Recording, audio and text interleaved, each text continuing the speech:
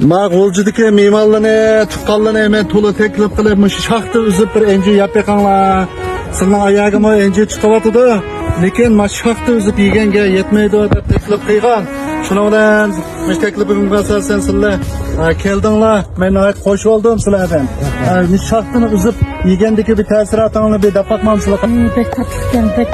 Enjini yegandagi Bu üzüp yiyen iştigen bu başkaça bir huzur bulur ki. Enjini yangilik kiyib uzilgan sizlarga. Bu nima alayligi var?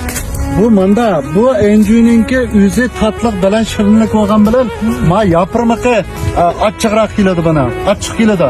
Bu yapirmaqidan hozir nurg'un narsalarni ishlab chiqaryapti. Mush yapirmaqdan choyni ishlab chiqaryapti hozir. Atirni ishlab chiqaryapti. Bir yapirmaqmi hozir buning dorilik qimmat yaratyapti. Mana qarasak mana bir sutdek bir nima chiqadi. Mana mushiningda nurg'un narsalarni yasayapti. Salomatlikka foydali narsalarni. Yangi ko'ngil kiyib o'zimiz yoki bo'lmasa o'sha yangilik taqab o'zimiz. Chunki biz buni har qator o'zganda qo'llarimiz mush yaproq tegadi. Musha odam badaniga tekkandikanlar bu badanni qizartib mana yana menikini mana qizartib etdi mana. Mana mushunda qizartib etib etishtiradi. Shuning uchun biz mana shunda yangilik taqab turib mushunda o'zimiz. Va buningki enjining salomatlik foydali qilib qolmasdan yana musha yaproq nurg'un salomatlik